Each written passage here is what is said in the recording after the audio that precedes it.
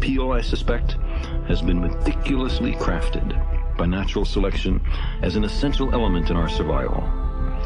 Long summers, mild winters, rich harvests, plentiful game. None of them lasts forever. Your own life, or your band's, or even your species might be owed to a restless few drawn by a craving they can hardly articulate or understand, to undiscovered lands and new worlds.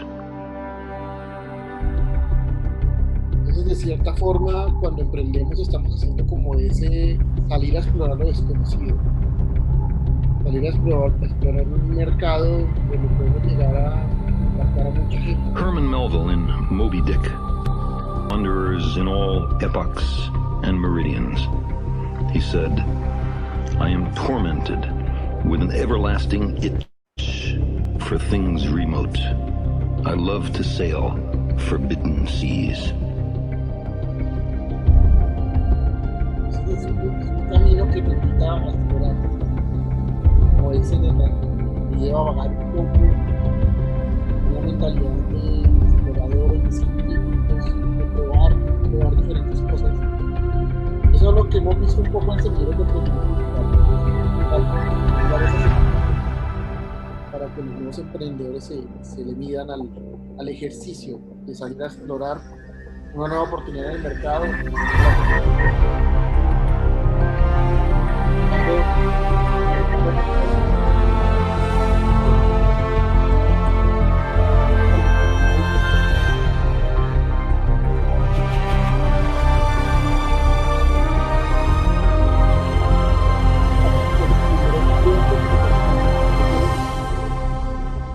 Maybe it's a little early.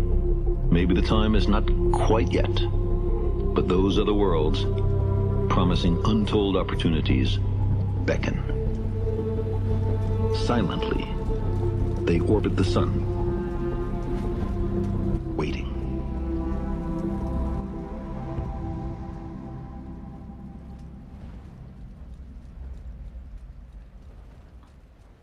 Entonces, al igual que en 1865 se escribió Desde la Tierra a la Luna, Julio Verne se diseñó en ese momento, se inspiró y empezó a contarnos una historia de aquel astro que estaba allá afuera y cómo podíamos ir a visitarlo, se imaginó con la tecnología de la época, en su momento, usando toda la tecnología que conocía, que era la balística, cómo podíamos disparar una bala hasta la luna. Y esa historia, esa narración impactó a los humanos y 100 años más tarde, en 1969, tenemos al hombre llegando a la luna por medio de Apolo. Entonces es como es de importante el ejercicio de esa proyección de esas ideas, ese trabajar por esas ideas y estamos en una situación, en un momento de gran cambio en nuestro país, en toda la sociedad, en todo el mundo. Y Deloitte en 2017 nos hablaba de que esto venía, de que esta tendencia venía. Obviamente la pandemia generó una aceleración del proceso. Y vemos que nos habla de 4 curvas. Una primera curva que está enfocada en la tecnología. Y es cuál es esa tecnología que está ocurriendo, que se está generando, que los investigadores están diseñando, que está en las universidades, que está en los laboratorios, que está en diferentes lados. Cómo esa tecnología está haciéndonos un reshape de lo que es el mundo actualmente. La segunda curva son los individuos y cómo esos individuos empiezan a vincular dichas tecnologías dentro de sus hábitos. Y en la medida en que más hombres exploren y empiecen a usar esas nuevas tecnologías, es donde aparece la tercera curva y es donde aparece la oportunidad de negocio.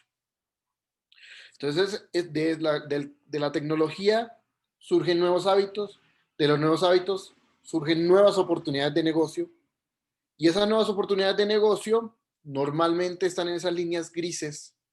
Y entonces, por último, está la curva de la política pública, que las entidades de gobierno, nosotros como gobierno, tratamos de generar un ambiente que permita la innovación, pero al mismo tiempo de algunos márgenes de lo que es y no es correcto.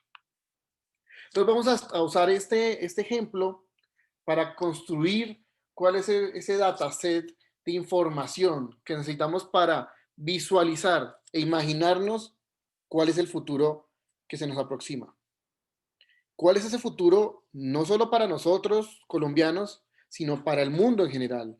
Y lo que los estamos invitando es a que sean ustedes los futuros emprendedores que se imaginen la solución que en un par de años va a ser disruptiva para toda la sociedad del mundo.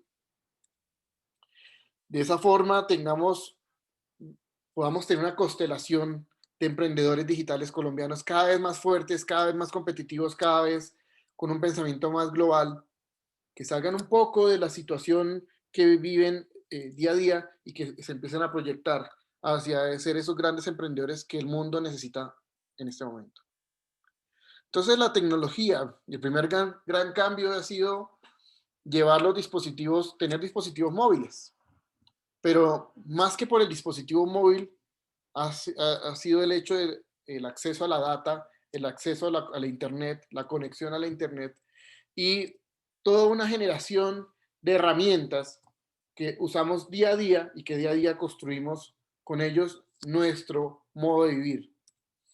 Entonces, ¿cuáles han sido estamos hablando mucho de la cuarta revolución industrial, ¿cuáles han sido las otras tres? Entonces, estamos hablando de que en 1784 surgió la primera innovación, esa primera gran innovación.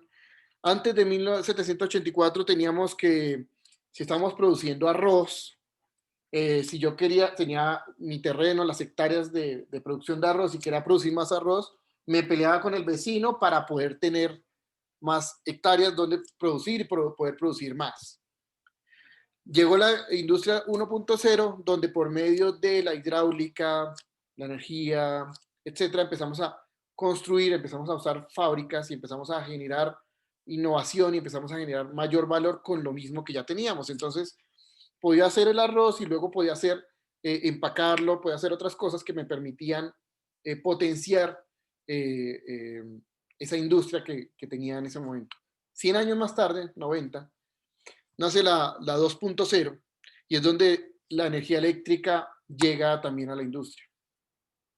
Y también se produce otra cosa ahí, ¿no?, que no se ve en la gráfica, y es que empezamos a exportar mucho más, empezamos a pensar en producción en masa y en llegar a muchos más lados con la misma producción.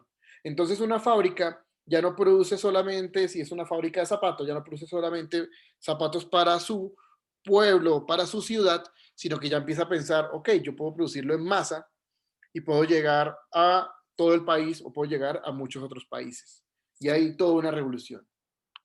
Luego, 100 años más tarde, otros 100 años más tarde, tenemos la industria 3.0, y es donde donde usamos la computación, y por medio de la computación empezamos a automatizar muchos procesos, empezamos a usar la electrónica y empezamos a generar toda una nueva generación de producción, una producción de vehículos muy automatizada, una producción de diferentes productos que han permitido también innovación y conectamos con la cuarta. Y en la cuarta, ¿qué ocurre? Es que el Internet nos permite llegar a la información. Y entonces hay toda una serie de información y conexión a la nube de todos los datos, tanto de los usuarios como de la producción. Y ahora estamos hablando de producción casi que a la medida del usuario. A medida que el usuario empieza a navegar tu página, ya empiezas a entender qué es lo que le gusta o no le gusta de una colección y produces prácticamente según el apetito del mercado. Y entonces genera todo un cambio. Todo un cambio que es una industria basada en la data, basada en el conocimiento.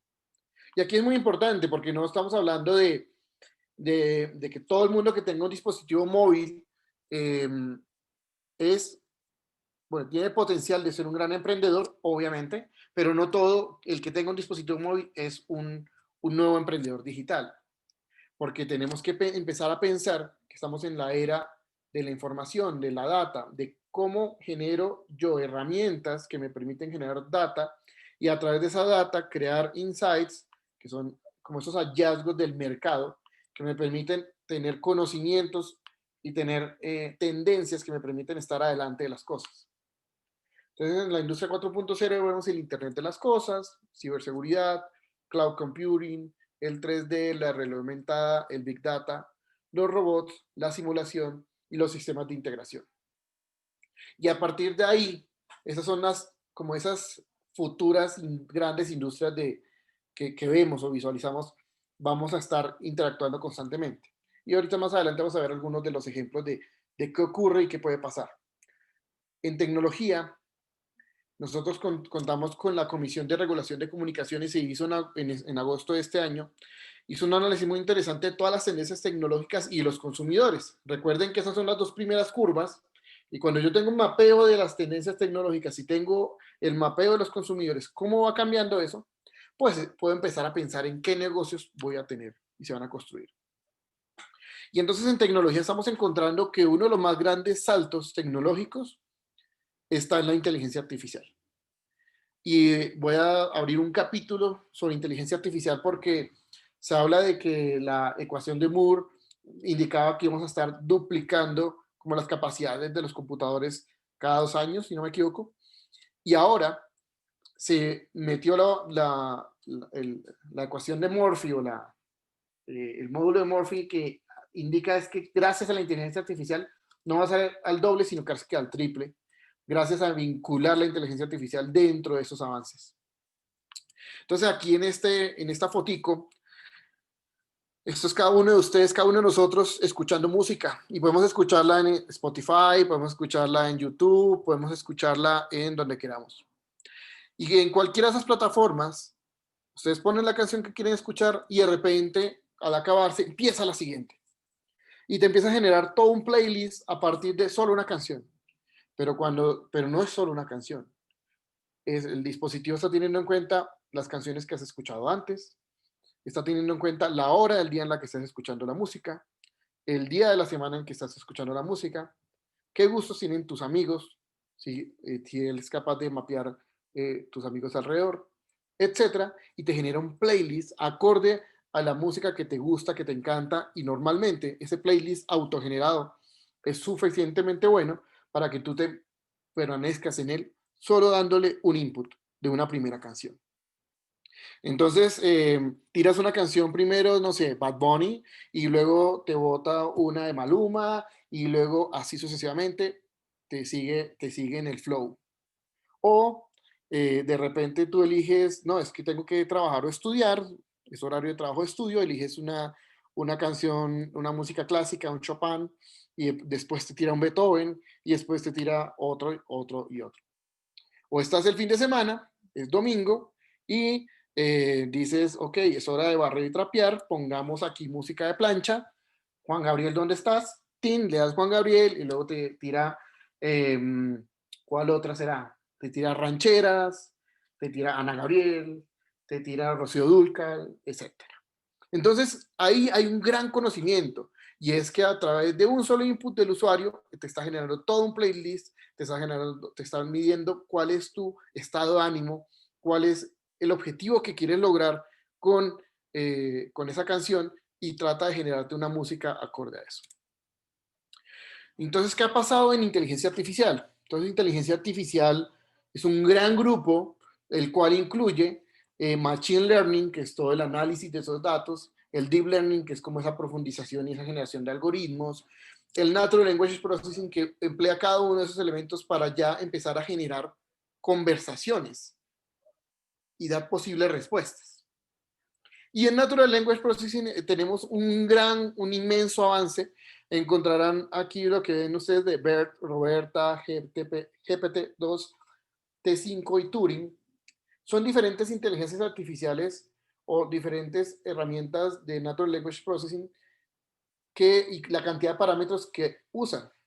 y ven que el GPT-3 tiene un salto exponencial, es una cosa inmensa comparada con los otros.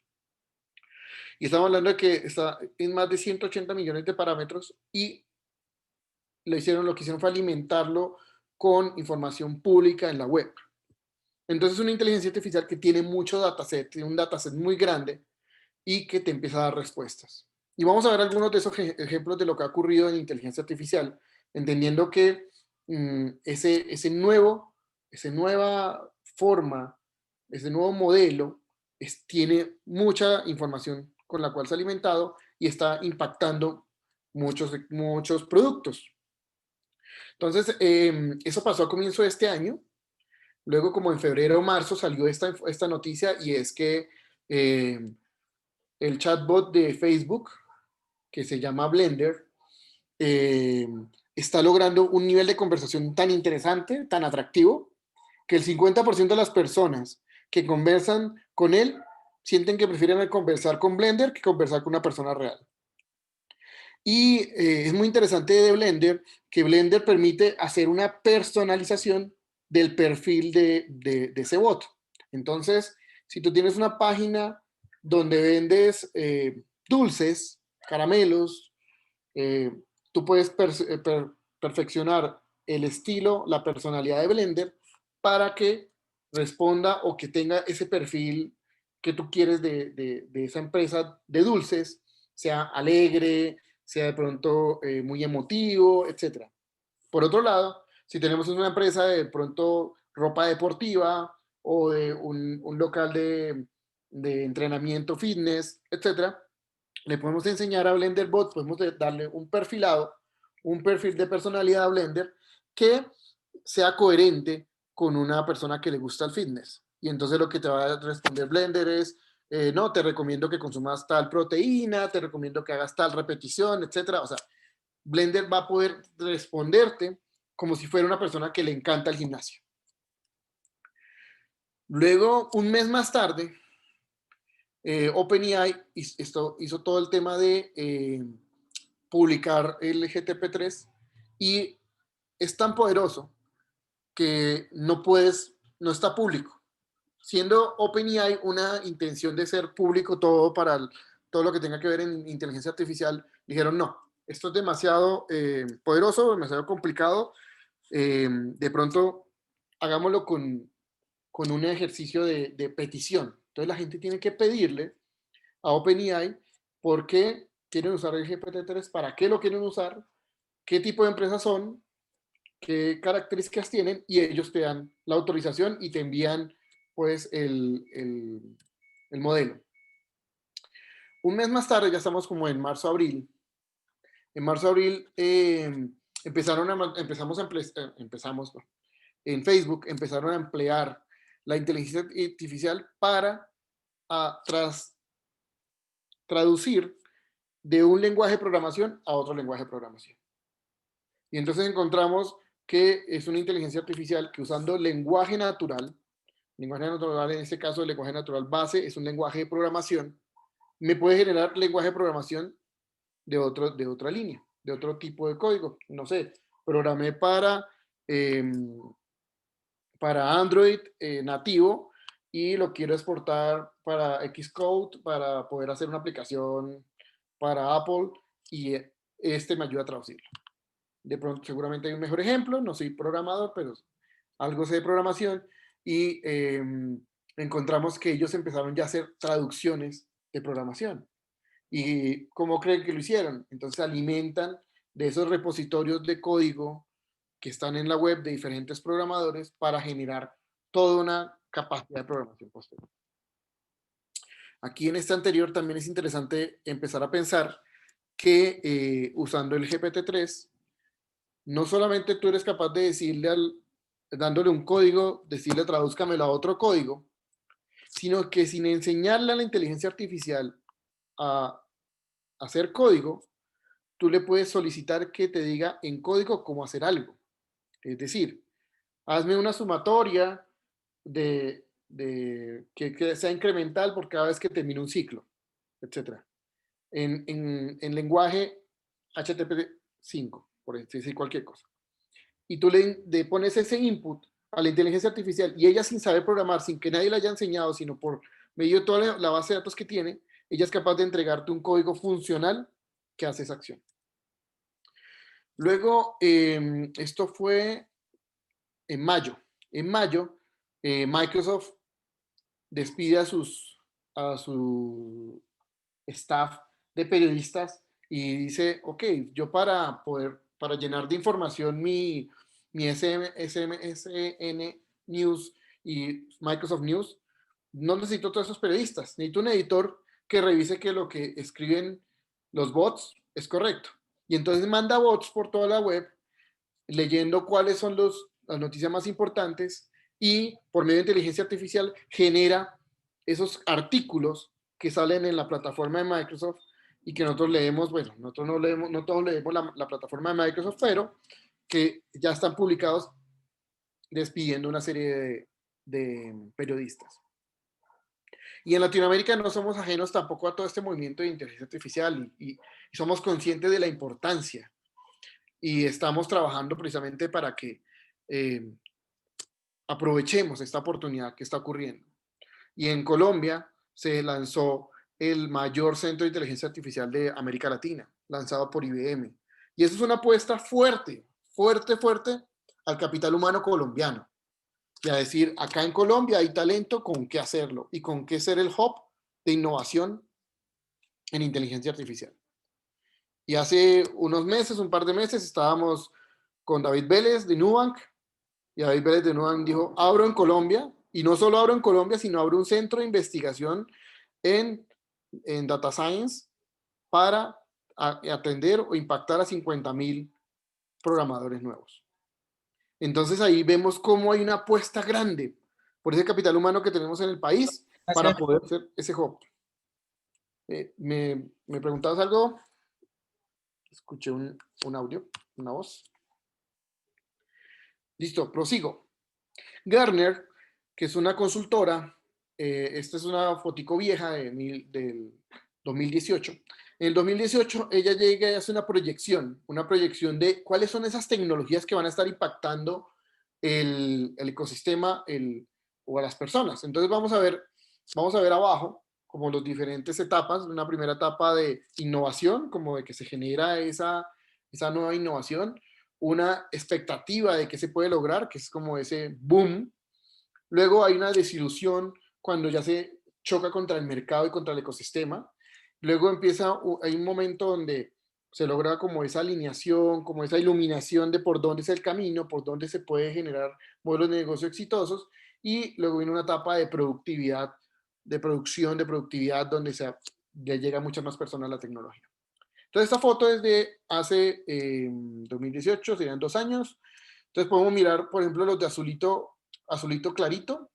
Y el azulito clarito, estábamos hablando que en su pico estaban los asistentes virtuales, que en 2 años iban a ser los que iban a llegar a plateau. Y ahora cada uno de ustedes tiene un dispositivo móvil que tiene o asistente de Google, o tiene asistente Siri, o tiene asistente Samsung, que casi nadie lo usa, etcétera.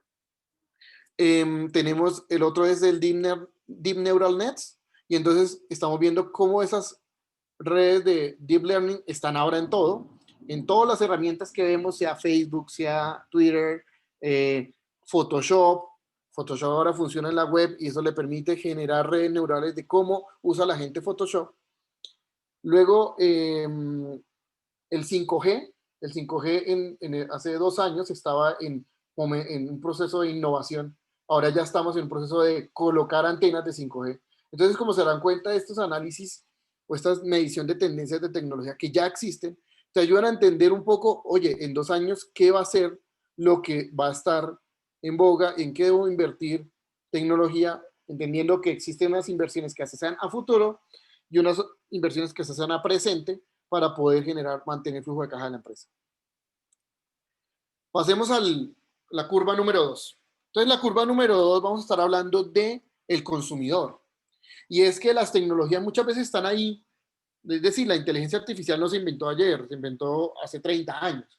Entonces, el consumidor es ese validador o es esa persona a la cual le generamos valor por medio del producto, por medio de la tecnología. Si el consumidor no siente el valor, pues no hay negocio, no hay empresa, no hay nada y se queda como un experimento muy interesante en la oficina, en el laboratorio o en la casa del investigador. Entonces, ¿qué está pasando? ¿Qué está pasando con el consumidor hoy en día? ¿Qué ha pasado con el COVID? Entonces, con el COVID vemos que hay un pico de streaming de video, hay un pico de video on demand, hay un pico en los juegos, hay una disminución en los deportes y hay un aumento en todo el tema de virus, obviamente, en todo el tema de líderes. Ahí hablan líderes tanto de Estados Unidos como de Inglaterra, etcétera, se vuelven picos. Y entonces, ¿qué vemos? Vemos como esas polarizaciones que nos ha generado la red. Vemos que el video ha sido el gran ganador de este experimento, de esta situación de virus, versus que la música se ha mantenido más o menos constante. El consumo de música no es que se haya disparado tanto. Los podcasts han sido como uno de los nuevos, así como cosas que se han notado. Y por otro lado, vemos que la gente ha pasado de un modo de pensar de consumo a de un modo de pensar de compra a consumo. Es decir, antes, hace unos años, comprábamos el DVD, el CD, hace muchos años el Betamax, comprábamos el dispositivo para verlo. Ahora compramos el acceso a una red en la nube, a una red en la nube para poder verlo. Entonces estamos este mes estamos fuertes con Disney Plus. Entonces Disney desde el año pasado, diciembre, lanzó toda su plataforma online y está llegando este año acá a Colombia y es lo que sentimos, la presión que sentimos es a vincularnos a esas redes, a comprar ese acceso para poder ver en la nube los contenidos. Y vemos que con la pandemia en los 6 meses ha ido disminuyendo el gasto de la casa y han generado unos remanentes. Y esos remanentes, algunas personas lo están usando para darse esos gusticos, otras personas lo están usando para ayudar a sus familiares que pronto quedaron sin empleo con toda la situación del virus, etcétera. Y entonces, como sociedad, estamos tratando de encontrar cuál va a ser esa nueva realidad y cómo nos vamos a acomodar a esa nueva realidad. Por otro lado, tenemos que los millennials son de los que más han subido en temas de streaming de video. Vemos que son los que más han subido en temas de streaming de música y son los que más han subido en streaming, en consumo de gaming. Entonces son los millennials como esa población pico que está jalando o empujando o la más fuerte en este momento.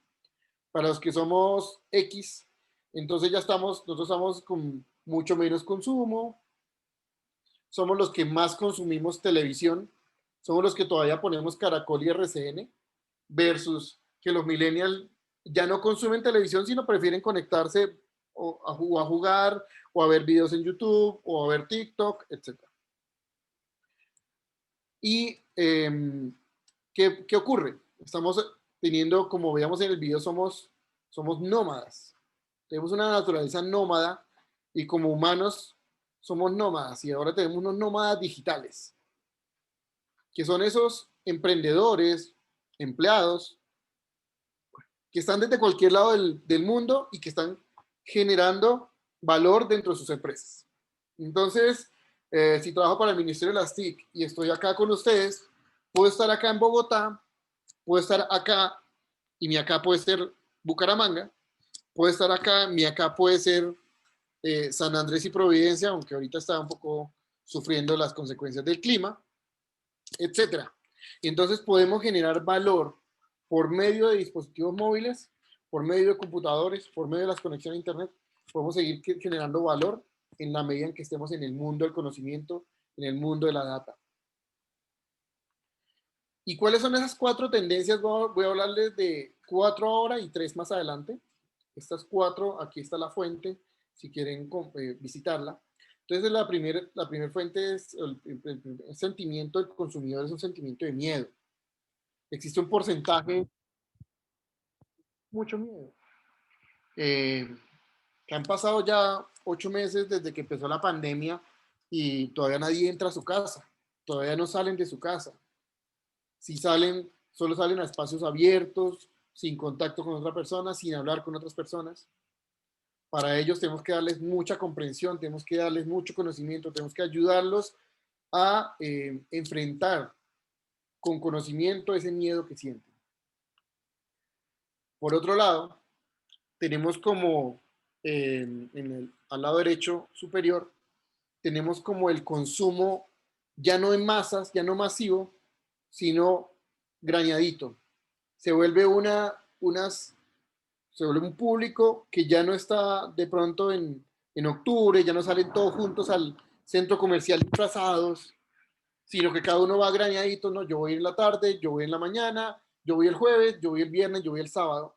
Ya no se generan esas colas inmensas, esas aglomeraciones que antes teníamos por toda la situación de la pandemia, y estamos teniendo situaciones que ya no son como temporales, como esos picos temporales, sino estamos teniendo un proceso mucho más graneadito y cada consumidor tiene una experiencia única en ese momento. Es decir, si estuviéramos en un local comercial y estuviéramos vendiendo y normalmente el año pasado estábamos contratando más personas para que el sábado y el domingo tuviéramos más personal para atender esa masa de gente que llega entre semana, ahora esa masa se distribuye en toda la semana y pueden estar haciéndome la compra el jueves, el miércoles, el viernes, etc. Tenemos un tercer sentimiento, que es el sentimiento de vamos a superarlo, salgo todos los días a las 5 de la mañana a hacer deporte, con toda la energía, toda la vibra, le mete mucha garra. Ese es un sentimiento como de superación, como de ese modelo mental de vamos a superar esto, vamos a salir adelante, vamos a romperla. Existe otro sentimiento que es casi el opuesto al del miedo, que es el optimismo radical, y es ese optimismo que a veces niega la información científica, que a veces de pronto dice cosas como, no, yo no conozco a nadie que lo haya dado, entonces por lo tanto por acá no da, no sé, y son muy optimistas y descuidan un poco muchos temas de cuidado, y con ellos también tenemos que trabajar y tenemos que hacerlos más conscientes del entorno, tenemos que hacerlos más conscientes de los otros y cómo esos otros consumidores que están alrededor de él piensan diferente. Por otro lado, entonces esos nos generan, o esos sentimientos nos generan unas tendencias macro. Entonces vamos a hablar un poquito de esas tendencias macro. Una de ellas es la tendencia de, estamos viviendo en un espacio de laboratorio, un espacio de experimentación. Y que lo que busca es que tenemos que ser tanto inteligentes como sostenibles. Que tenemos que entender que no es posible mantener a toda la población encerrada en las ciudades o focalizada solo en las ciudades, y que tenemos que disminuir la presión ambiental que eso genera, que tenemos que buscar nuevas estructuras, nuevas formas de pensar la ciudad, nuevas tecnologías que nos permiten tomar mejores decisiones para poder garantizar una mejor calidad de vida y más consciente con el entorno. Y que tenemos que invertir en el futuro de la Tierra, porque ese es el futuro de todo nuestro planeta y al final del día el futuro de todos nosotros. Y las tendencias más pequeñas son energía renovable, economía compartida, exploración de nuevos horizontes, tratar de usar mentalidad creativa para explorar nuevas cosas, nuevas formas de hacer las cosas, infraestructura sostenible y nuevos medios de transporte. Luego tenemos otra tendencia que habla del betterment, y el betterment es cómo buscar ese bienestar, cómo buscamos estar mejor, cómo tener una actitud más proactiva en cuanto a mi cuidado, en cuanto a mi cuidado mental, mi cuidado físico, cómo soy más consciente de que tengo que alimentarme bien, que tengo que cuidar mis proteínas, que tengo que hacer meditación, que tengo que buscar otras prácticas que me permitan lograr paz y tranquilidad. Y entonces se genera toda una economía del wellness y que busca ser cada vez más holísticos y busca integrar tanto tecnología como formas clásicas, como formas más tradicionales, como formas más alternativas, casi que ancestrales. Entonces vamos a tener mucho más smartwatch, mucho más todo lo que tenga, todo lo que me permita tener una mejor vida sin tener que ir al doctor, sin tener que ir a buscar que me atiendan y que me cuiden. Vamos a tener cambios alimentarios. eh, Muchos de los restaurantes van a cambiar a comida saludable, a menos comida, menos harinas, menos azúcares, etc. Esa es toda una tendencia y las micro tendencias son un lifestyle activo, prácticas alternativas, el wellness, consumir bien, el tracking, la salud mental y el autocuidado. Y tenemos una que es el momento threshold, o ese momento de si la singularidad. La singularidad hace referencia a ese momento donde la inteligencia artificial se vuelve muy potente y muy inteligente, tanto o igual que un humano, y que tenemos que lograr la integración con esos actores, con esas inteligencias. Y cada vez más vamos a estar viendo y vamos a estar viviendo junto a inteligencias artificiales. Por otro lado, vamos a tener cada vez más dispositivos conectados, cada vez tenemos, todo es smart, entonces ya no tenemos solo un smartphone, sino de ahora tenemos un smart TV, una smart fridge, un smart, etcétera, un smart glass, no sé. Todo lo que venga va a ser smart y va a conectarnos y va a generar data, porque este mundo nuevo es el mundo de la data, donde la data es como ese pozo de petróleo que antes era de donde yo extraía energía, ahora es de un pozo de datos de donde yo extraigo knowledge, extraigo conocimiento y ese conocimiento me permite generar ventajas competitivas, inteligencia de mercado, business intelligence, etcétera, que me permiten generar un mejor negocio.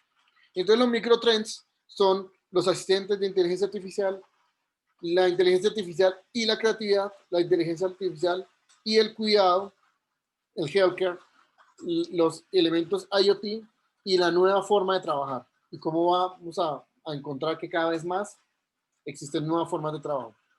Recordemos que en este momento yo les estoy contando como esa tendencia tecnológica y tendencia de consumo. Cómo el humano está, o los humanos, nosotros estamos consumiendo ahora estas tendencias. Y estamos consumiéndolas y nos lleva a empezar a pensar en que el futuro va a cambiar.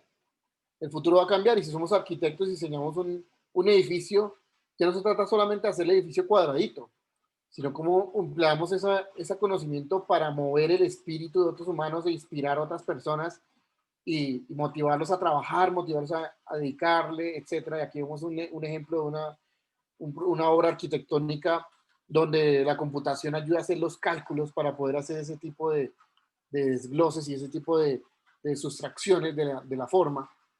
Y estamos en una realidad donde estamos viviendo con un tapabocas y que ha aparecido ese nuevo elemento que antes no lo teníamos en cuenta, no lo conocíamos. Y nos toca ¿qué? Humanizarlo y nos toca empezar a sonreír con los ojos. Y cada vez sonreír más con los ojos y ser muy expresivos. Y pasamos a los negocios. Y los negocios hablan de esa oportunidad que se nos genera con ese nuevo cambio de hábito de los consumidores. Esa adopción de la tecnología y cómo ese hábito se vuelve una nueva oportunidad de negocio. Entonces, usando el informe de Accenture del 2020, encontramos que el 76% de los ejecutivos afirman que las organizaciones tienen que rediseñar toda la experiencia de cómo se conecta el ser humano con la tecnología. Y el 23% indica que tienen que rediseñar su modelo de negocio para que trabaje junto con inteligencias artificiales. Y cada vez hay que usar más inteligencias artificiales. Por otro lado, tenemos que el 61% indica que sus organizaciones van a estar usando robots en los próximos 2 años.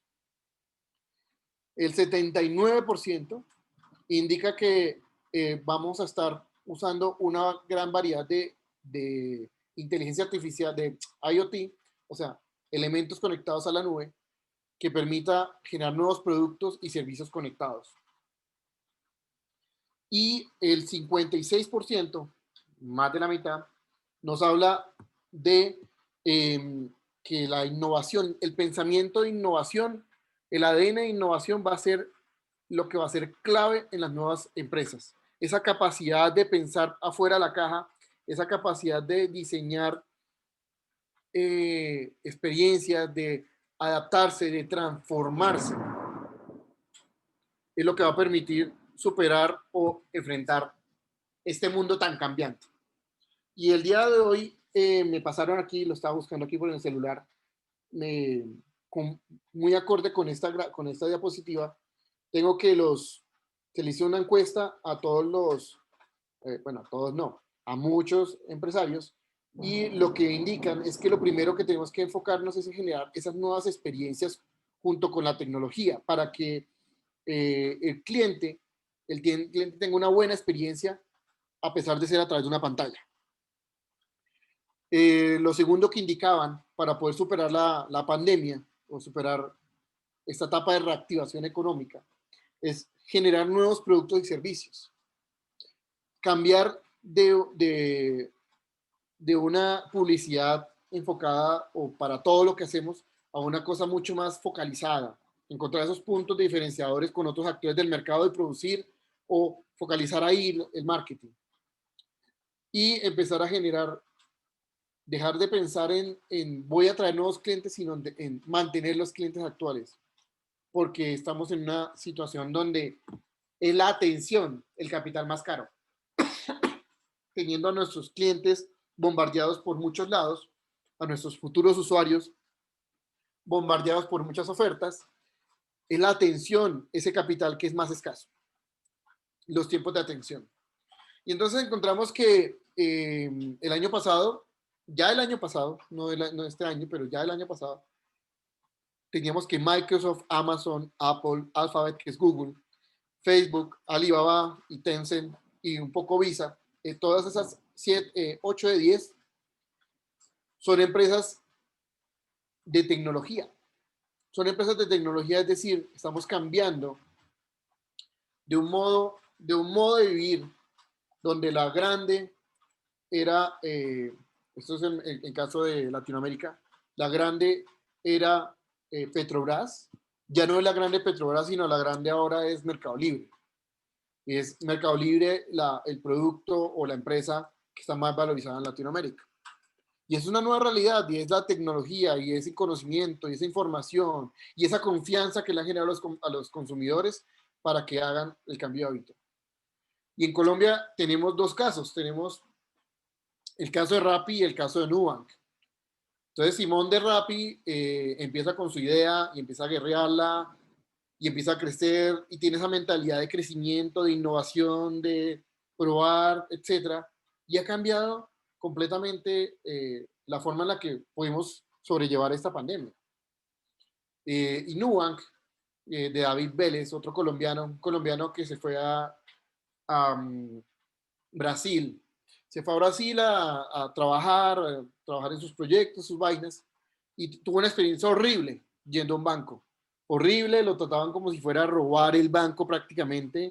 Y dice, no, esto no puede ser así. No puede ser que esa sea la mejor experiencia que le podemos dar a un usuario. Y entonces crea Nubank, que Nu significa, en portugués, significa desnudo. Eso es como decir banco al desnudo. Y lo que buscan es generar toda una experiencia bancaria muy transparente para el usuario, muy clara para el usuario, muy divertida, muy chévere, de tal forma que sean los mismos usuarios los que traigan nuevos usuarios. Y ellos no se enfocan en marketing y publicidad, no tienen locales comerciales, no tienen locales de banco, lo que tienen es todo digital. Y es esa experiencia, es ese KPI de Net Promoter Score, y es qué tan promotor se vuelve un cliente mío. Y imagínense ese indicador clave de la empresa, que es qué tan buena la experiencia de mi cliente, que él se vuelve un promotor de mi marca, y es a partir de ese indicador que construyen toda la empresa. Y se vuelve una empresa escalable. Es el banco digital más grande del mundo. Y entonces, todas estas situaciones, todos estos cambios nos llevan a la cuarta curva. Y es que nosotros como país, nosotros como gobierno, ¿cómo demarcamos un poco las reglas de juego, la cancha? ¿Cómo demarcamos la cancha para que todos podamos jugar y todos estemos cómodos con estos cambios? Desde el Ministerio de las TIC y sobre todo desde nuestra dirección y desde nuestro viceministerio, estamos muy enfocados en el COMPES 3975, que es el COMPES de transformación digital e inteligencia artificial. Y es que tenemos una obligación como país de ayudar a la aceleración de todos nosotros, de todos nuestros ciudadanos, para que podamos aprovechar los retos, podamos superar los retos y aprovechar las oportunidades que nos brinda la cuarta revolución industrial. Y es que si no nos quedamos atrás, sencillamente zarpa el bus, zarpa el barco, no es una mejor explicación, y no nos podemos quedar por fuera del barco. Y ya que tenemos como ese talento en la población, queremos formarlo, queremos potenciarlo para que podamos aprovechar de forma estratégica las tecnologías digitales.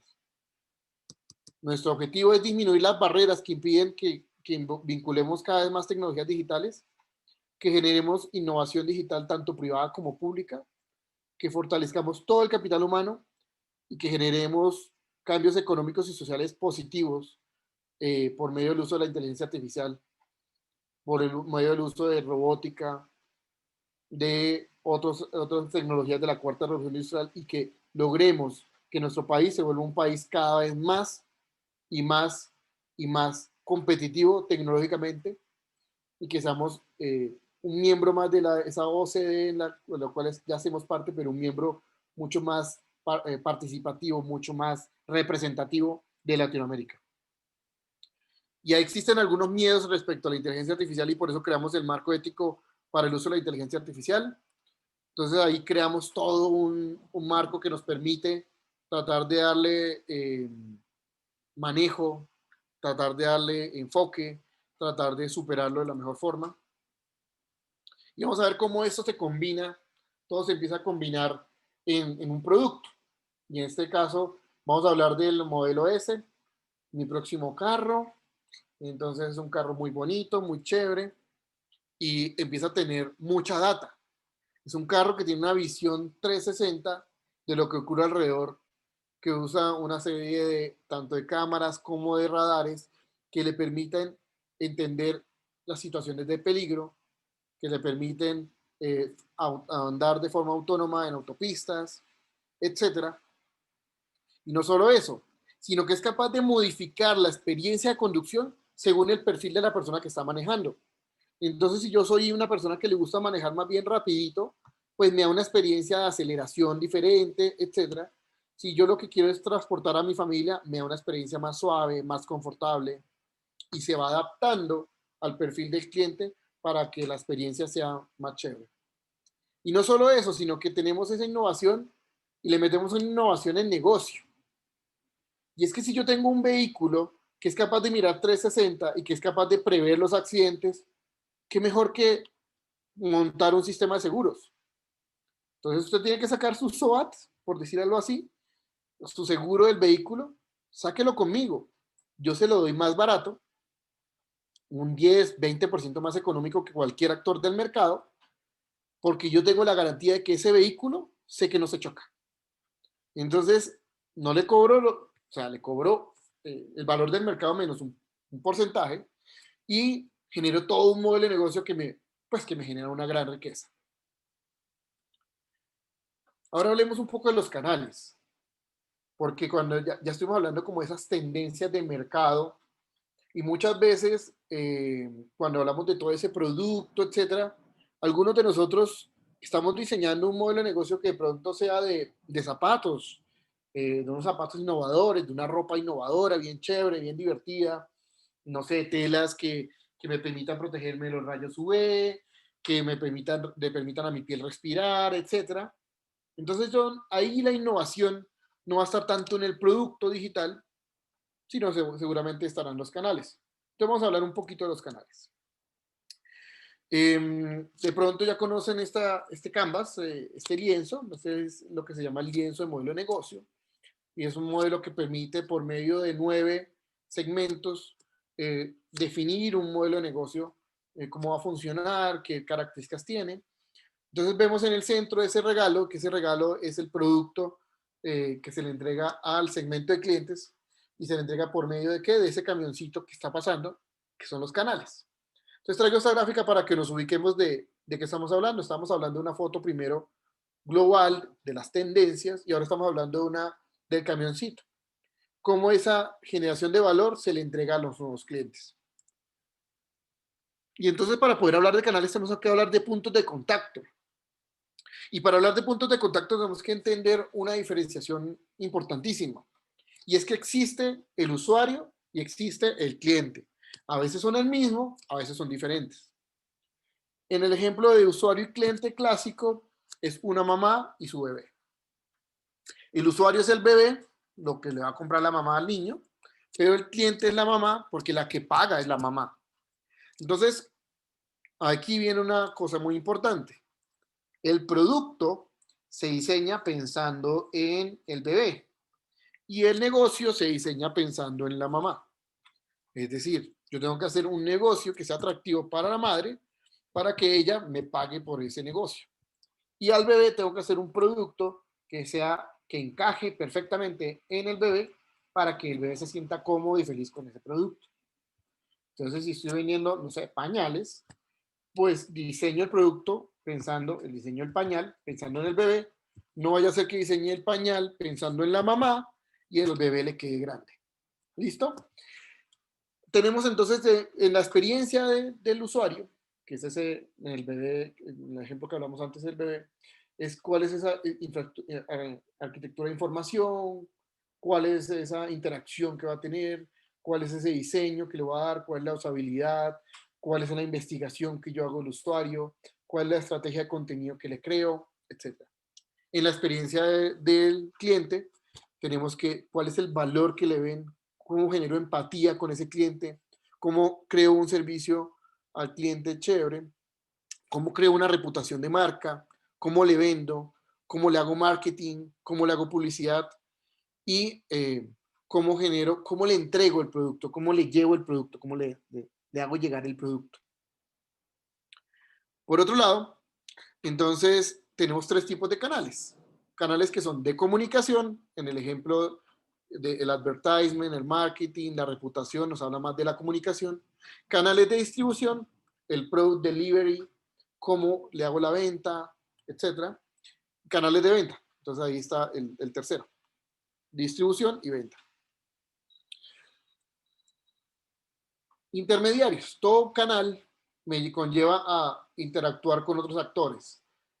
Son muy pocos los productos que salen de nuestras manos directamente al cliente. Y es normal que tengamos de pronto comerciantes, o que tengamos marketplaces, que tengamos otros actores en el medio que ganen su margen. Entonces, vamos a tener otros actores que son desde el supplier, que me entrega insumos, el manufacturing, el que me hace el producto, que me ayuda a generar el valor, el distribuidor, que me ayuda a hacerlo llegar a nuevos mercados, etcétera, y hasta que llegue al consumidor. Entonces, una cadena del canal, o sea, ¿cuál es la cadena? ¿Cómo la conecto? Puede ser tan sencilla como el fabricante directamente al consumidor. No es tanta la que ocurre así. Normalmente fabricante minorista consumidor, o fabricante mayorista minorista. Y ahí vamos a estar hablando de un canal directo y propio, o un canal indirecto, o un canal tercerizado. Entonces vamos a entender que en cada uno de los ejemplos, un canal propio es que yo tengo un local de lasañas y los domingos vendo lasaña aquí en el barrio, y mi primo se monta en la bicicleta y se va y reparte aquí a todos los del barrio. Ese es mi canal propio. Un canal tercerizado es que también monté la tienda en alguna de los dispositivos, en Rappi, en lo que sea, y por medio de ese canal la gente me pide, viene el Rappi, recoge y lleva. Entonces ahí tenemos, o puede ser, no tiene que ser necesariamente Rappi, puede ser un Runner, que Runner no tiene una plataforma e-commerce, pero sí tiene una plataforma de distribución de productos, distribución de comida y etc. Entonces ese es un canal tercerizado.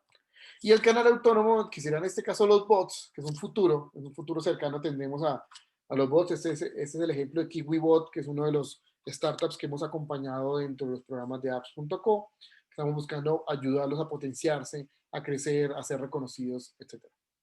Aquí están en alianza con Rappi haciendo como esos primeros experimentos en la ciudad de Medellín, probando qué tal nos va con esos bots en la ciudad. Entonces, otro ejemplo de canal directo es la tienda Ramo.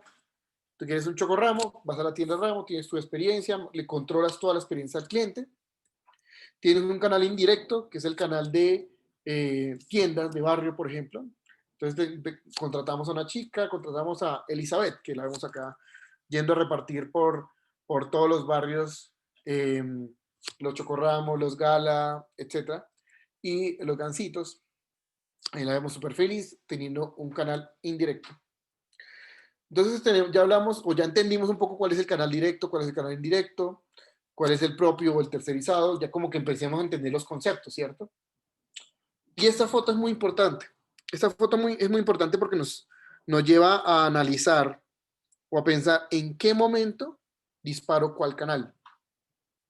Y una cosa muy importante que a mí no me enseñaron cuando empecé a emprender, soy un emprendedor que ya ha tenido varias experiencias y varios ciclos, ya he cerrado varios ciclos, es que nadie te cuenta que la experiencia de emprender es una experiencia donde tú innovas, creces, y cuando llegas a lo máximo, cuando estás arriba, de repente se acaba tu mercado o de repente se cae esa oportunidad. Y ahí tienes dos opciones: o eres capaz de preverlo y empezar a hacer tu siguiente innovación para poder hacer una curva en S, piensen ustedes, o pues se te acaba tu negocio y tienes que liquidar.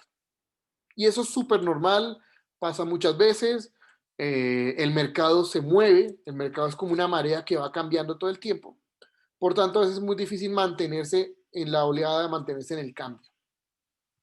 Entonces vemos la línea verde y vemos la línea roja. La línea roja son las utilidades.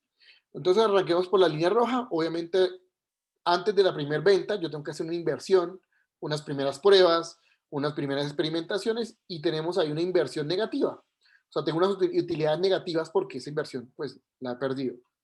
Luego llego a la primera etapa de ventas, y esa primera etapa de ventas, ok, voy aprendiendo, ya sé cómo vender, ya estoy logrando las primeras ventas, y va creciendo, y va creciendo, y va creciendo hasta que llego al punto de equilibrio. Cuando llego al punto de equilibrio es cuando llego y potencio al máximo las ventas para tratar de obtener la máxima cantidad de utilidad.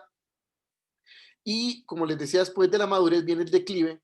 Aquí hay algo muy importante que no te cuentan, es que si la madurez te duró 2 años, el declive es 1 año. Es decir, es mucho más corto que la madurez.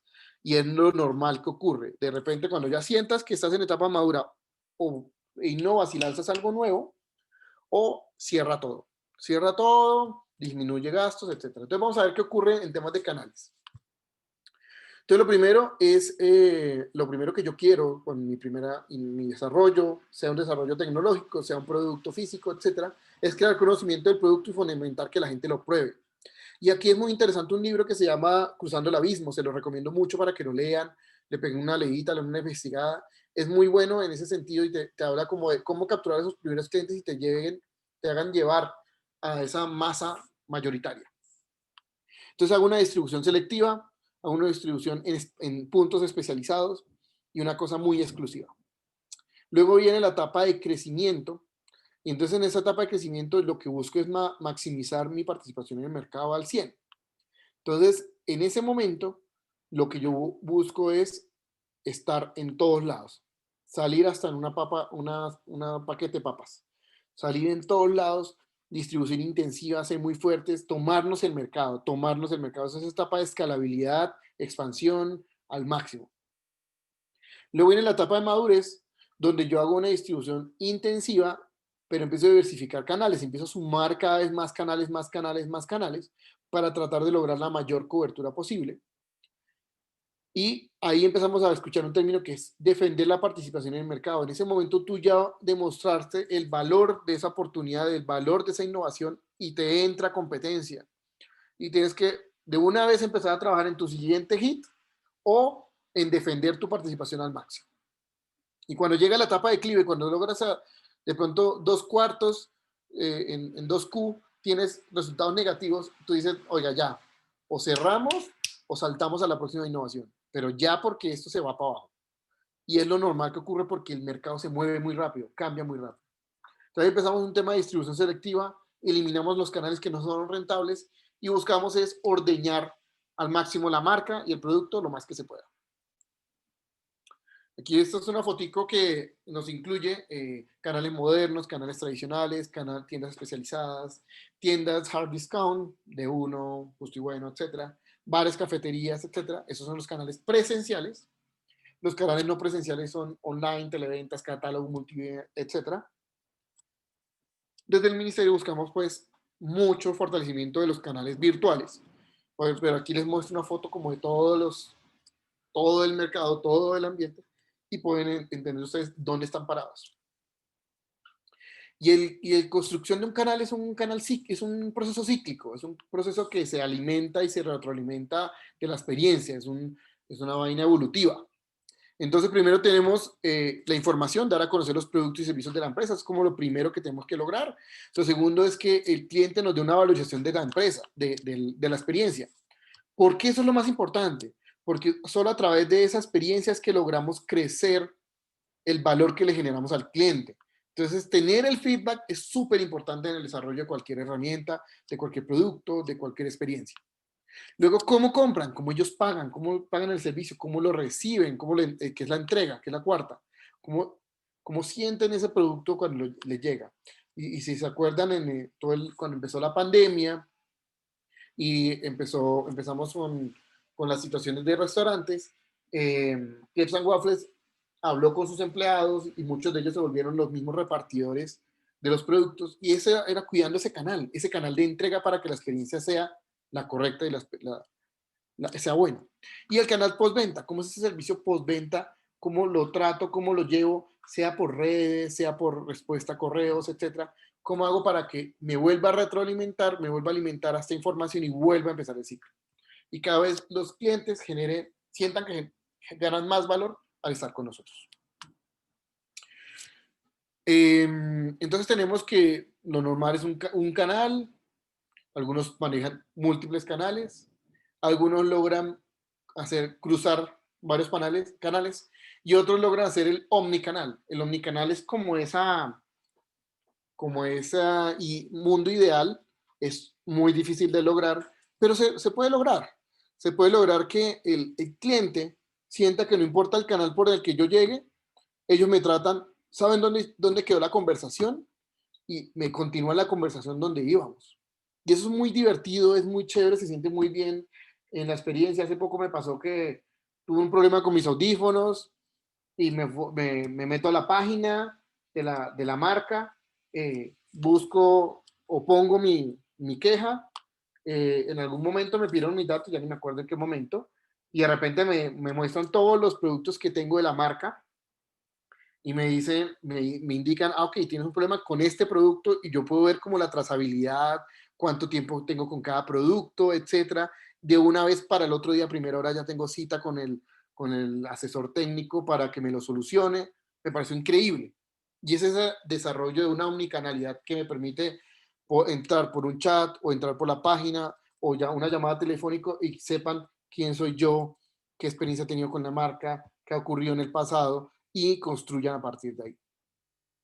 Entonces voy a dar por terminado hasta acá para dar espacio a las preguntas. Veo que me hicieron varias preguntas aquí por el chat y paso de una vez a responderlas para que todos tengamos, bueno, no fueron tantas, fueron como tres comentarios. Listo. Bueno, entonces Luis Gómez nos habla de que vamos a lograr superar esos cambios gracias al capital humano. Ahí está nuestra apuesta. Realmente está nuestra apuesta en el capital humano. Si ustedes entran a la página del Mintic, encontrarán que tenemos una fuertísima apuesta por el capital humano y por lograr que todos nosotros, que tenemos muchas capacidades, tengamos acceso a la información necesaria para formarnos y aprovechar esas oportunidades. Entonces, permítanme hablar 2 segundos de los 4 pilares que estamos trabajando desde el Ministerio de las TIC para la reactivación económica. 1, conectividad. Obviamente, si la región está sin conectividad, pues no puede aprovechar esta oportunidad y va a ser más difícil que ellos puedan tener acceso. Listo, solucionamos la conectividad. Vamos a tener 70% de la población colombiana con internet de alta velocidad para dentro de 2 años, o 1 o 2 años. Solucionamos eso. Lo siguiente es talento, formación del talento. Entonces ahí tenemos, primero queremos cubrir los gaps, queremos cubrir esos huecos donde todavía no se ha logrado nivelar, sean huecos de género, sean huecos de poblaciones donde apenas están conociendo Internet, poblaciones que ya llevan varios años, varios decenios con Internet y cómo la aprovechan. Entonces tenemos que entender que hay diferentes maduraciones y que los usuarios o los ciudadanos de uno y de otro tienen que seguir creciendo en su proceso, pero acorde al nivel de madurez en el que están. Tercero, la transformación digital para todos, y es poner a la mano y herramientas a todos ustedes, a todos los ciudadanos, para que puedan hacer esa transformación digital de sus empresas, de su modo de vida, etcétera. Buscamos alianzas constantes con diferentes actores que les permitan a ustedes, sea crear una página web, sea tener acceso a cursos, sea tener acceso a diferentes herramientas, un CRM o lo que lleguen a necesitar para poder sacar adelante su empresa digital o su emprendimiento digital. Y el emprendimiento per se, que nosotros somos parte de apps.co, que es el programa pionero en emprendimiento digital en el país. Somos uno de esos programas realmente que han logrado un gran impacto. Estamos muy orgullosos que hace un mes más o menos en la Forbes salió el top 100 de startups en Colombia y prácticamente el 30% han pasado por el programa. No decimos que sea específicamente por nosotros, porque siempre confiamos o somos conscientes de que es el emprendedor el que está guerreándola todos los días sacando adelante su emprendimiento, pero estamos seguros que algún grano de arena aportamos en esa formación y esperamos que en la próxima medición, sea un año, sea en 2 años, lleguemos ya que el 50% de los emprendimientos que están en el top 100 de la Forbes hayan pasado por nuestro programa. Y con esos 4 pilares, conectividad, talento, transformación digital y emprendimiento, vamos a sacar adelante la reactivación del país y vamos a estar mucho mejor en 2 años de como estábamos hace un año. Estamos seguros, confiados y trabajando por eso. Listo, siguiente pregunta. ¿Consideras que es mejor invertir en software que invertir en hardware? ¿Y cuál es la tecnología que requiere más el país? Bueno, son 3 preguntas. Para mí son 3 preguntas completamente... Entiendo que las ves juntas. Para mí son 3 cosas. Entonces, por ejemplo, en temas de agrotech, estuvimos acompañando una serie de emprendimientos y en agrotech generamos toda una innovación muy, muy, muy buena con hardware, con IoT. Entonces, ¿cómo funciona? Instalamos los dispositivos en la sabana de Bogotá, en los viveros de flores, y por medio de esos dispositivos empezamos a hacer captura de data acorde a los cultivos. Entonces, como yo sé qué humedad requieren, sé cuánta luz requieren, cuánta agua requieren, etcétera, yo puedo automatizar toda la producción de flores por medio de la inclusión de estos dispositivos IoT. Y entonces puedo optimizar, no, es que hoy recibió mucho sol, ok, entonces yo puedo cerrar ventanas, puedo abrir ventanas, con lo que más ha ocurrido es con el tema de riego, puedo controlar el riego para que el crecimiento de la flor sea la óptimo y tenga el mejor capullo, la mejor flor que crezca, todo eso se puede ir controlando y es súper, súper, súper, súper positivo para esos empresarios que están innovando y vinculando esta tecnología. Entonces el hardware es muy útil. Es muy útil porque solo software, en ese caso, pues es difícil. En Colombia tenemos empresas de hardware que hacen cosas muy específicas, a muy bajo costo, muy competitivas a nivel internacional. Y esta empresa, como te cuento, compite con empresas de Europa, compite con empresas de China, etcétera, gracias al desarrollo de sus productos. Hay algunos temas de hardware que no logramos hacer en Colombia. Hay muy pocos países, por ejemplo, que diseñan chips. Hay muy pocos países que producen chips. Entonces, Los chips los tenemos que comprar de afuera y es un insumo importante dentro de ese tipo de hardware. Pero aparte de eso, cómo los conectamos, cómo los integramos, es nuestro. Ahora, software. El software es muy importante hoy en día, pero a veces, o yo escucho muchas personas que me hablan de plataformas, herramientas, etcétera, y yo siento que nos olvidamos de la generación de valor. Es decir, piensen ustedes que escribir software es como escribir una receta que el computador o el dispositivo es capaz de leer y entender. Entonces, eh, si vamos a enseñarle a cómo hacer una torta, yo puedo hacerlo en inglés, en francés, en alemán, etcétera, mientras el dispositivo sepa inglés, francés, alemán, ¿cierto? Entonces a veces me preguntan por lenguajes de programación, etcétera, y yo les digo, ok, es una pregunta súper válida porque tú vas a dedicar un tiempo a aprender inglés, francés o alemán, pero yo quiero que te preocupes más por generar valor, y es porque esa torta quede rica.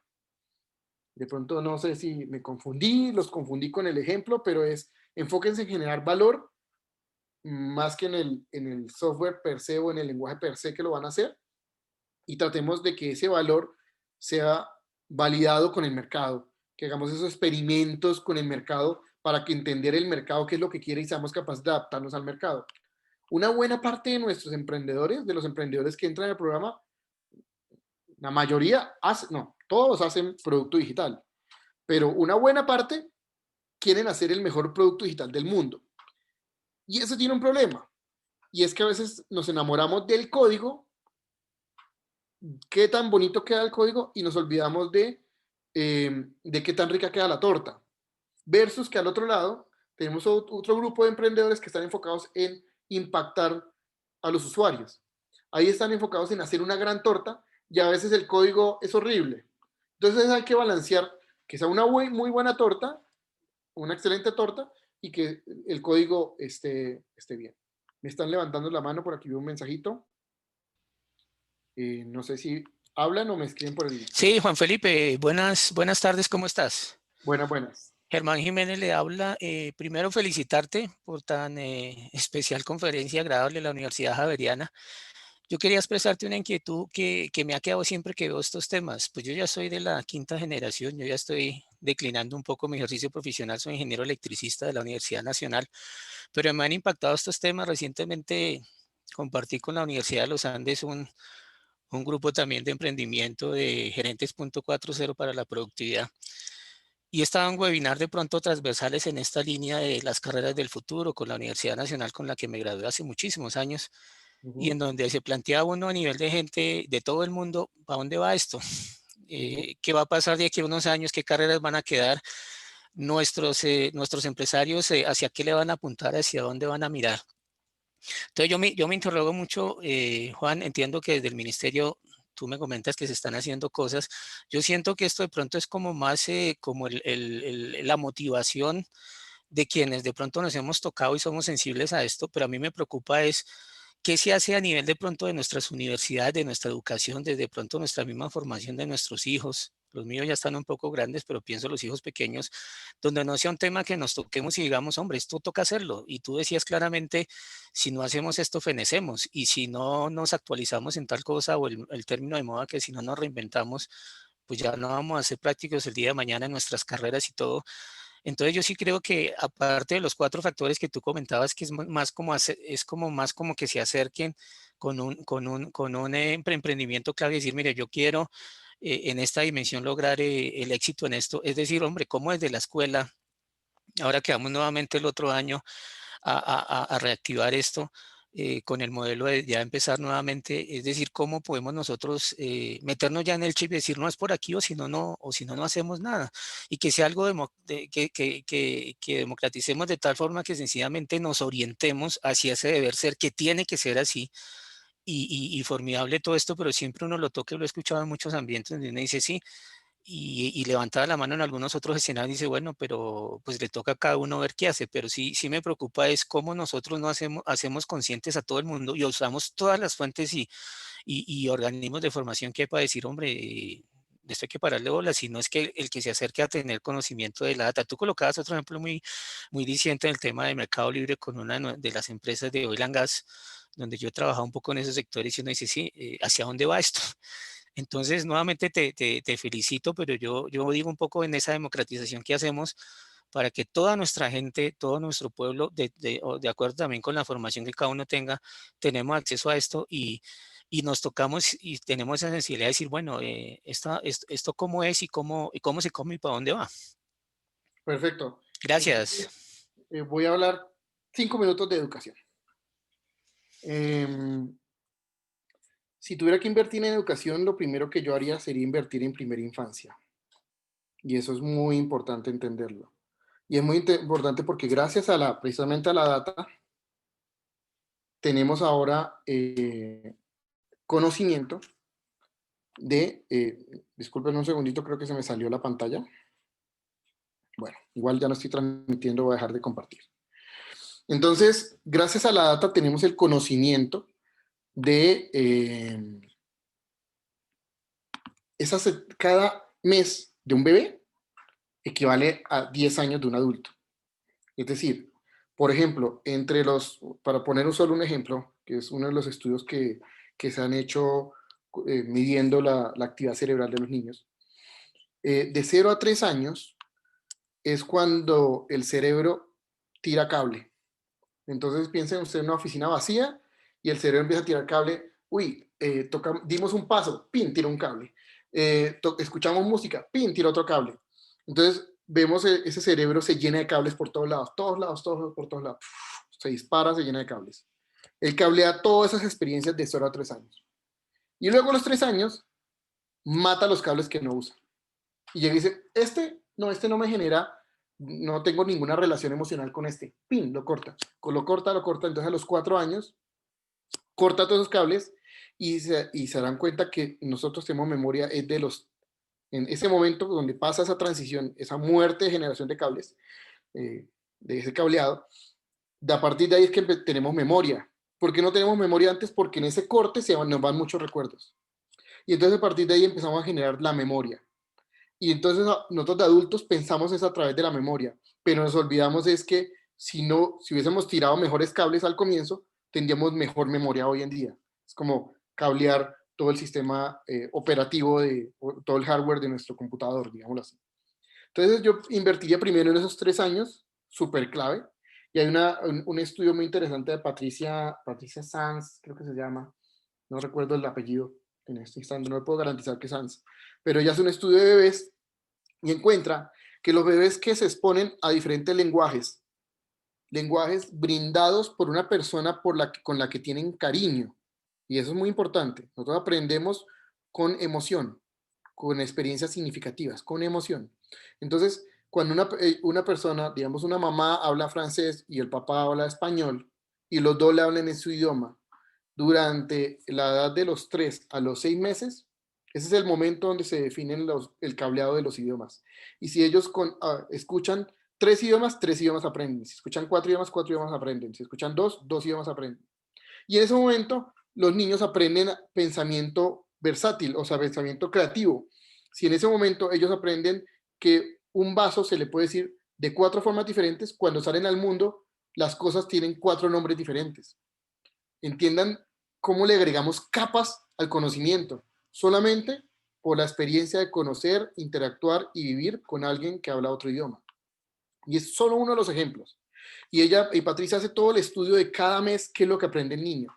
Y si cada mes nosotros pudiésemos potenciar esos aprendizajes, ese cableado sería mucho mejor y el proceso de conocimiento, de captura de conocimiento, de construcción de data, que el llenado del disco duro de información se puede aprovechar mucho mejor porque tiene un bus de datos mucho más grande.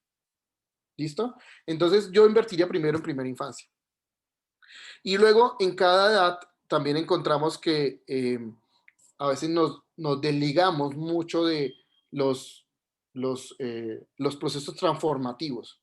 Y es que nuestros colegios y nuestras universidades se diseñaron en algún momento y ahora necesitamos que esos colegios y universidades se vuelvan cada vez más transformativos, es decir, que ellos estén moldeándose y cambiando muy rápido. Un ciclo de 4 años, 5 años para modificar un pensum no puede ser posible. Deberíamos estar hablando de que el pensum de electrónica cambia cada año. Cada año nos sentamos todos los profesores, todos los decanos, aprendemos y modificamos ese pensum y entendemos qué es lo que hay nuevo, qué es lo que hay viejo, qué es lo que sirve, qué es lo que no sirve. Los conceptos básicos normalmente son iguales. Los conceptos básicos core son normalmente iguales. La búsqueda de la virtud, que es una búsqueda del ser humano, deberá estar en todas las carreras. Y ese es un core clave que te sirve si eres político, si eres ingeniero, si eres lo que sea, antropólogo, lo que sea. Entonces tenemos que entender cuáles son esos core básicos en los que tenemos que dejar y construir siempre, y sobre eso ir modificando o adaptando esas nuevas tecnologías para que cuando el chico salga al mercado, primero tenga un pensamiento creativo, tenga una capacidad de adaptación y transformación, y tercero, tenga herramientas para que al menos su punto inicial sea coherente con el punto de lo que ve en el mercado. A mí me pasó en mi carrera que cuando yo salí ya al mercado, no sé, me habían enseñado a diseñar sistemas oleoneumáticos. Yo soy ingeniero mecánico. Sistemas oleoneumáticos. Y obviamente hay todavía muchos sistemas oleoneumáticos afuera, pero ahora estamos muchísimo más fuertes en electrónica. Entonces podría haber, pues yo decía, bueno, pero ¿por qué no me enseñaron electrónica? Porque usted es ingeniero mecánico. No, es que lo que necesito afuera es ingeniería, o sea, es electrónica. Tendrían que meterme electrónica dentro de mi carrera de ingeniero mecánico. Y es un solo ejemplo para entender cómo va cambiando el mercado, cómo va cambiando el entorno y cómo tenemos que mantener ese pensamiento de transformación. Vamos a mirar qué otra pregunta llegó por acá. Entonces, Edgar nos habla, la idea de estas iniciativas es convertir a Colombia en una potencia en la implementación de nuevas tecnologías. ¿Hay un enfoque en la investigación y desarrollo de nuevas tecnologías? Sí, existe un enfoque en investigación. Estamos trabajando tanto con el Ministerio de las TIC, con el Ministerio de Innovación. Están trabajando en conjunto para potenciar esos innovadores y esos científicos. Y existe una adaptación de otras tecnologías también. Y ahí tenemos que tener mucho cuidado. Ahí tenemos que tener mucho cuidado en el sentido de no podemos depender de tecnologías externos, o al menos no todo el mercado. Hay que tener cuidado que no todo el mercado se nos desbalancee. Por eso estamos tratando de buscar apoyar los emprendimientos de base digital que generan productos digitales que modifican el mercado. Son esos productos digitales los que modifican toda una región, modifican todo un país e impactan de forma global más allá. Listo. Siguiente pregunta de Edgar. Ah, no, Edgar fue la que leí ahorita. Adriana, ¿cómo se hará esta capacitación para profesionales? ¿Se podrá acceder a cursos de entrenamiento para diferentes profesiones por medio de aplicaciones, apps.co o plataformas? Entonces, sí. Por un lado, tenemos, primero, con apps.co, en apps.co estamos enfocados en formar para el emprendimiento. Emprender significa ponerse la camiseta para solucionar un problema de la sociedad y implica esforzarse mucho, implica transformarse uno como persona constantemente, implica enfrentarse, no es tan ideal en temas de empleabilidad o en temas de ganancia económica. Si quieren ganancia económica, hay otros caminos más fáciles, pero el emprendimiento es muy satisfactorio cuando tú logras impactar toda una población. En mi caso, y hablaba ahorita un poquito de primera infancia, porque yo invertí en un proyecto, estuve trabajando fuertemente en un proyecto de primera infancia.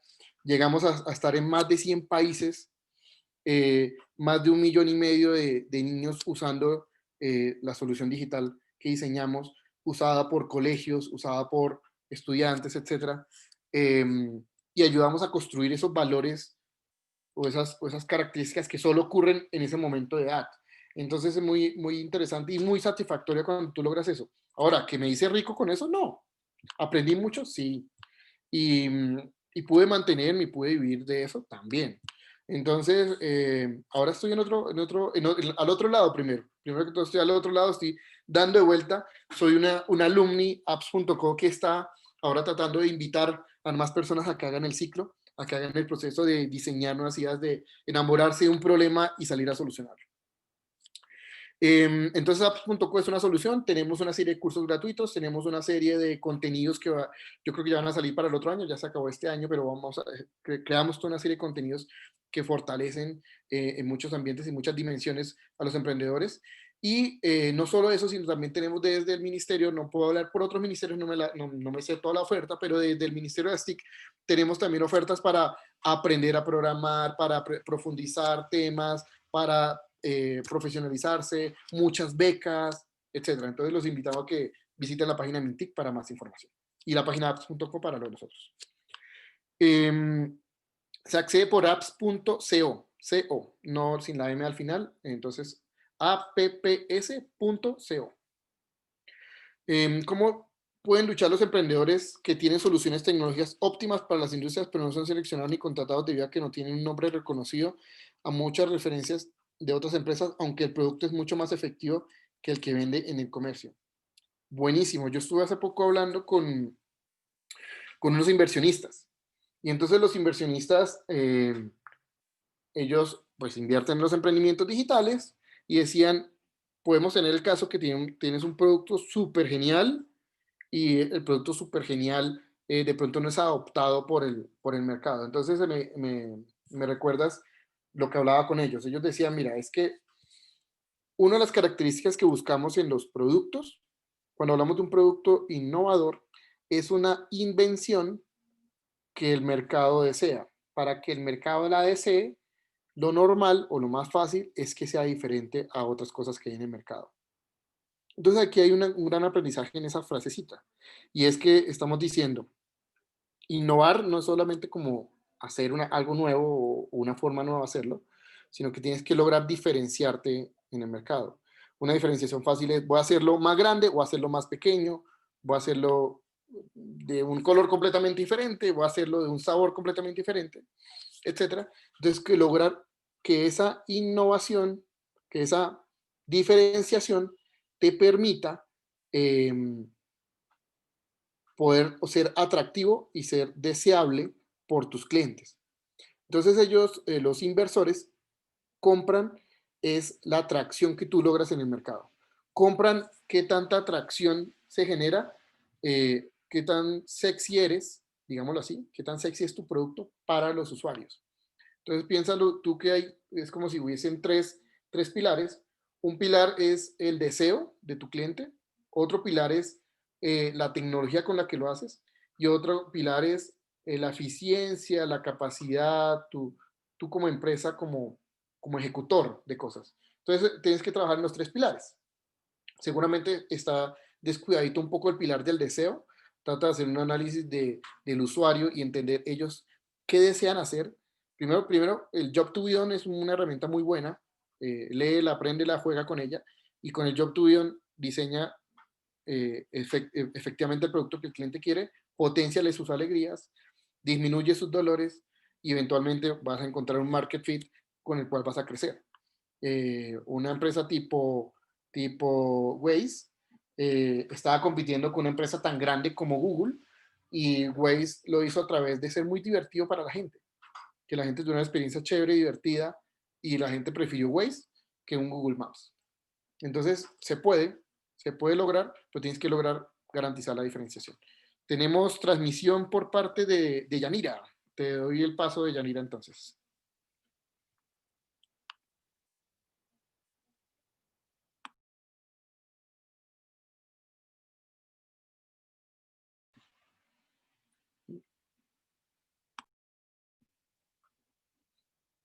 Pensé que Yanira iba a hablar, pero creo que no. O si estás hablando, no te escucho.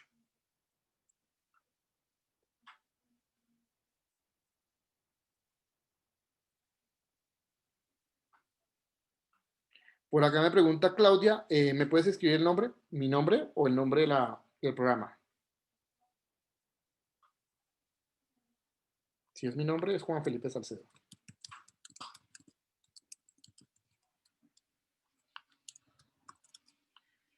Bueno, si no tienen más preguntas, podemos ir terminando. No sé si hay alguna otra preguntita en el aire y la resolvemos.